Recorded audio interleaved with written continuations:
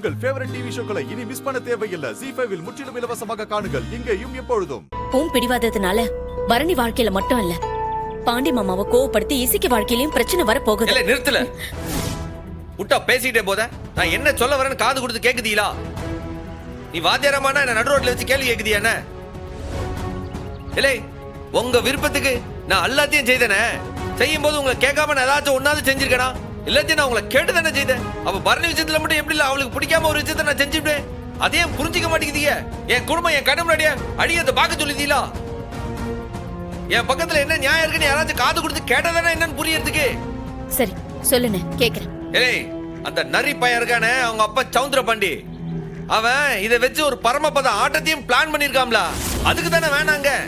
பரணி இங்க இருக்கிறப்ப மட்டும் அவர் பிரிக்க முயற்சி பண்ணாமையா இருக்காரு. அவரு எங்க இருந்தா என்ன, இவரு சொன்னா அவ பிரிஞ்சிருவாளா? இலே, அப்பனை பத்தி எல்லாருக்கும் நல்லா தெரியும். தெரிஞ்சு அந்த நடிக்கிறத எல்லாரும் நம்புதீங்களா? என்ன அர்த்தம்? சரி அவனை விடு. அம்மா நான் கோயிலுக்கு போயிருக்கும் போது என் முன்னாடியே வந்து நின்று சொல்லுதால, நம்ம பரணியை நீ அனுப்பாத.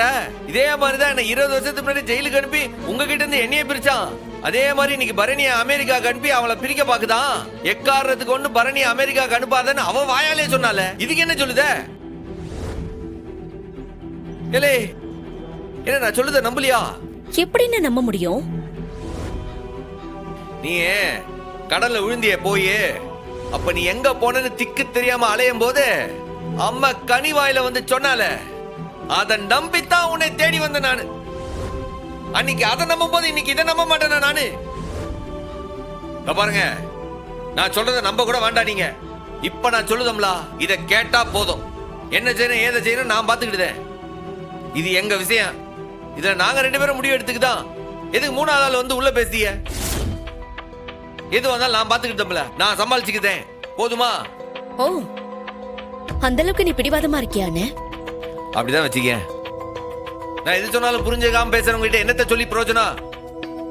நீ கிளம்பு, உனக்கு பள்ளிக்கூடத்துக்கு டைம் ஆச்சுலா. நீ வந்து வண்டியில இரு.